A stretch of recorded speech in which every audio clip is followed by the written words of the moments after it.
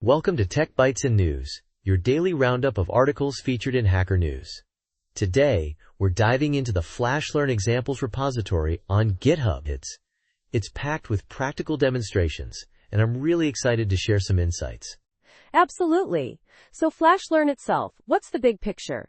Is it a library, a framework, or something else entirely? It's a powerful library, designed to simplify the process of building applications using large language models. Think of it as a toolkit for easily integrating LLMs into your projects.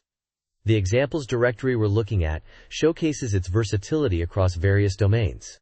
I see. So these examples, are they just simple, hello world type demos, or do they tackle more complex tasks? Oh, they go way beyond, hello world!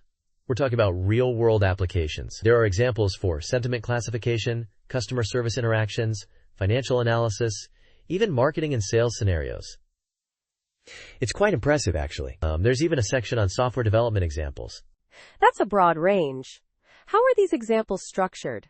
Are they all self-contained scripts, or is there a more complex setup involved? They're mostly self-contained Python scripts. The instructions are pretty straightforward.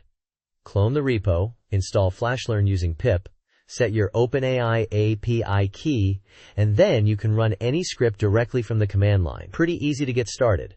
So no complicated dependencies or build processes to worry about? That's a huge plus for accessibility. What about the output?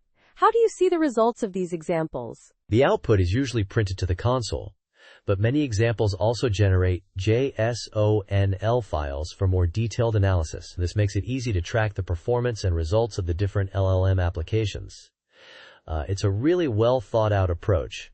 That's excellent for reproducibility and deeper analysis.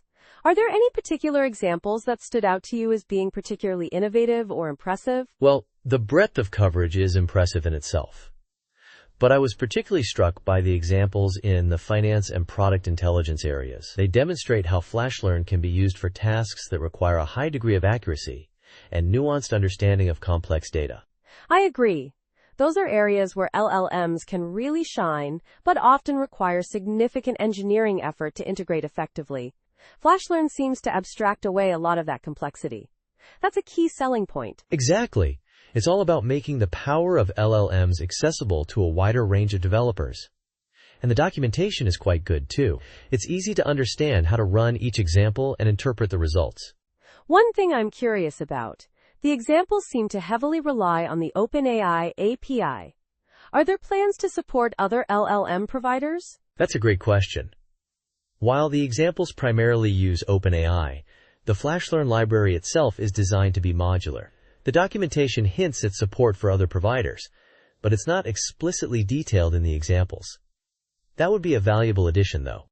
Expanding support to other providers would significantly broaden the appeal and utility of FlashLearn. Overall, though, this repository is a fantastic resource for anyone looking to explore the practical applications of LLMs. I completely agree.